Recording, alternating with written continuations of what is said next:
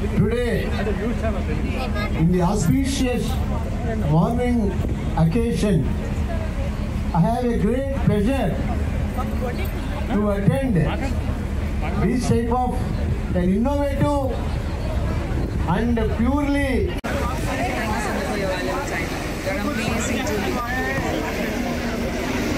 I'll just announce the name, just go forward. What amazing! There it goes! Push it higher, come on, let it fly. Use your river, ladies, come on,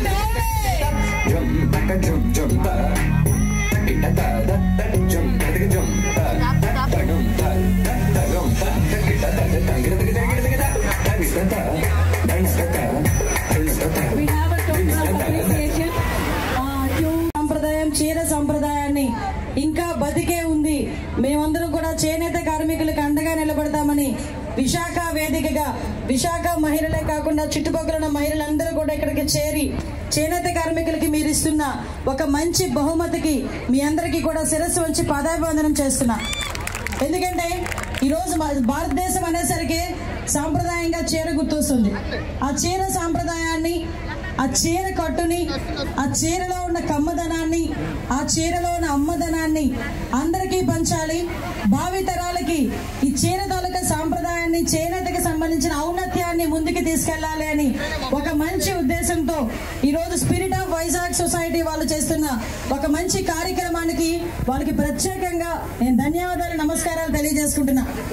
ఎందుకంటే ఈరోజు ఈ కార్యక్రమం తీసుకోవడం అన్నది నిజంగా చెప్పాలంటే పెద్ద బిగ్ టాస్క్ ఇది. ఎందుకనంటే ఈరోజు ఇటువంటి సిచ్యువేషన్స్ లో, ఇటువంటి పరిస్థితుల్లో చేనేత కార్మికులు గారు ఇంకా ఈ కార్యక్రమంలో బ్యాక్ ద స్క్రీన్ లో ఉంది. చాలా మంది ఈరోజు ఈ కార్యక్రమానికి స్పాన్సర్ చేయడం కానీ, ఈ కార్యక్రమం ముందుకు నడిపించాలి అని చెప్పి ఎంతో మంది వెనకాతల నుంచి నడిపించిన ప్రతి ఒక్కరికి కూడా పేరు పేరున ధన్యవాదాలు. ముఖ్యంగా ఈ కార్యక్రమానికి నాతో పాటు ముఖ్య అతిథిగా విచ్చేసిన మన ఐఏఎస్ శ్రీమతి రోషిని అబ్రంజీ గారికి కూడా ప్రత్యేకంగా నేను ధన్యవాదాలు, నమస్కారాలు తెలియజేసుకుంటున్నా. మనందరికీ తెలుసు, చీర అనేసరికి ఫస్ట్ గుర్తొచ్చేది మనందరికీ కూడా గద్వాలో కంచో కాదు, ఫస్ట్ గుర్తొచ్చేది చీర చూడగానే మన అమ్మ. ఎందుకంటే ఆ చీర కొంగుతోనే మన పెంపకం అన్నది, మన బాల్యం అనేది ముందుకు నడిచింది. ఆ చీర కొంగును పట్టుకునే మన బాల్యం ముందుకు నడిచింది. ఆ చీర కొంగు మూతి తుడుచుకునే మన అన్నప్రసన్న కూడా జరిగింది. అదే చీర కొంగుతోనే ఉయ్యాల కూడా మనకు అమ్మ చేసింది. అటువంటి ఆ చీర కమ్మదానాన్ని, అమ్మతనాన్ని మనం ధరించడమే కాకుండా మన భావితరాలకి ముందుకు తీసుకెళ్లాలనుకోవడం నిజంగా ఒక మంచి సంప్రదాయం, ఒక మంచి పరిణామం కింద భావించాలి. ఈ రోజుల్లో జీన్స్ అని, వెస్ట్రన్ వేర్ వేసుకోవద్దని చెప్పట్లే, వెస్ట్రన్ వేర్ అని అదని ఇదని ఎన్నుకుతున్న పరిస్థితుల్లో కూడా మీ అమ్మాయికి ఒకసారి ఎన్ని జీన్స్ వేసినా, ఎన్ని చేసినా ఒక్కసారి చీరిచ్చి చూడండి. కట్టుకున్న తర్వాత ఇంట్లో వాళ్ళందరూ జీన్స్ చూడగానే బాగుంది అంటారు. అదే కనుక చీర కట్టుకుని మీ అమ్మాయి ముందుకు వస్తే మహాలక్ష్మిలా ఉంది అని చెప్పి మనమే అందరం కూడా మాట్లాడే పరిస్థితి కనిపిస్తా ఉంది. అది చీరలో ఉన్న గొప్పతనం. ఈ రోజు మన దగ్గర చూస్తే చేనేత రంగాల వాళ్ళకి ఈ రోజు మనం కట్టుకున్న ఈ చీర వాళ్ళు నేసేటప్పుడు వాళ్ళ తాలూకా ఆకలి, వాళ్ళ తాలూకా జీవన విధానం, వాళ్ళ తాలూకా ప్రేమ, వాళ్ళ తాలూకా ఆప్యాయత అంతా కలుపుకొని ఆ చీరలో నేచి ప్యాకెట్ లో పెట్టి మన దగ్గరికి వస్తే అది కూడా మనం అంతే ఆప్యాయంగా మన ఒంటి మీద ధరించిన తర్వాత నిజంగా వాళ్ళకి ఇచ్చిన ఒక సరైన బహుమతి ఆ చేనేత కార్మికులకి. ఈ రోజు పరిస్థితి ఏంటంటే సుమారుగా 8% దగ్గర 5 లక్షల నుంచి 8 లక్షల వరకు ఉన్న చేనేత కార్మికులు ఈ రోజుకి కూడా చాలా ఇబ్బందులు పడే పరిస్థితి. మనం ఒకనొక సందర్భంలో తెలుసుకోవాలనుకుంటే ఇదే చేనేత కార్మికులు ఇంతకు ముందు మనకి భారతదేశానికి విదేశీ మారక ద్రవ్యం తీసుకురావడంలో మెయిన్ కీలక పాత్ర వహించారని చెప్పడానికి మనం గర్వంగా భావించాలి. ఎందుకంటే అటువంటి పరిస్థితుల నుంచి ఈ రోజు చేనేత కార్మికులను కాపాడుకోవాలి, చేనేత కార్మికులకి మనం అందరం కూడా అండగా నిలబడాలి అనే పొజిషన్కి వచ్చిందంటే ఒక రకంగా మనం బాధపడాల్సిన విషయం. మరేం లేదు, మేమందరం ఉన్నామని చెప్పి మీలాంటి మహిళలందరూ కూడా ముందుకొచ్చి నిలబడటం కూడా ఒక మంచి పరిణామం. ఒకటే విషయం అండి, చేనేత కార్మికుల సంగతి నేను చూస్తా ఉంటాను. నా కాన్స్టిట్యున్సీలో కూడా చాలా మంది చేనేత కార్మికులు ఉన్నారు. వాళ్ళు ఎటువంటి బాధలు పడతారంటే ఒక చీర నెయ్యటానికి దగ్గర 20 రోజులు పడుతుంది. 20 రోజులు కూడా వాళ్ళు ఒక చిన్న అండర్ గ్రౌండ్ దగ్గర ఒక మగ్గం వేసుకొని ఆ మగ్గంతో చేతికి కాలుకి కూడా 24 గంటలు వాళ్ళు మూమెంట్ ఇస్తేనే కానీ, మనం ఒక గంట నడిస్తేనే మనం ఇబ్బంది పడతాం. ఆ మూమెంట్ ఇస్తేనే కానీ ఒక చీర నేయటం అవ్వదు. వరదలు వచ్చినా, వర్షం వచ్చి చిన్న వర్షం వచ్చినా, వరదలు వచ్చినా ఫస్ట్ మునిగిపోయేది చేనేత కార్మికుల మగ్గాలకు సంబంధించిన ఆ ఎక్విప్మెంటే.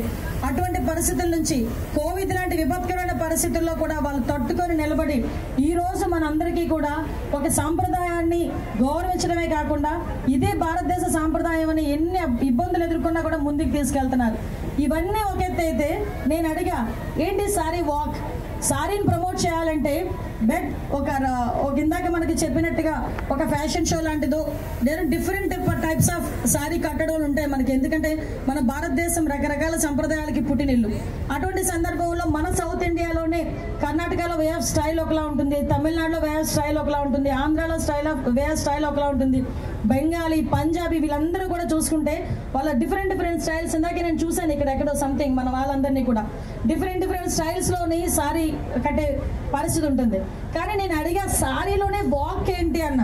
ఆ తర్వాత అర్థమైంది, మనం ఏదైనా యాక్చువల్ గా మన ఫిట్నెస్ కి సంబంధించి కూడా చాలా మంది ఈరోజు ఎక్కడికైనా వాకింగ్కి వెళ్ళాలంటే అబ్బా డ్రెస్సులు మేము వేసుకోలేమబ్బా, వాకింగ్కి వెళ్ళాడు లేకపోతే ఒక యోగా చేయండి అంటే అబ్బా చేయడం కష్టం అబ్బా.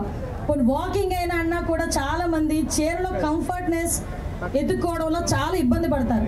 కానీ ఈ రోజు నాకు అనిపించింది ఒక 2 కిలోమీటర్స్ సారీలో కూడా వాక్ చేయగలిగాం. సో ఇది రెండింటికి సంబంధించింది. ఒకటి మనకు ఫిట్నెస్ కి సంబంధించి, అదేవిధంగా మన ఆరోగ్యానికి సంబంధించి, అట్ ద సేమ్ టైం చేనేత కార్మికులకి మనందరం కూడా అండగా నిలబడాలని ఒక మంచి స్లోగన్ ఇచ్చినందుకు మీ అందరికీ కూడా ప్రత్యేకంగా ధన్యవాదాలు.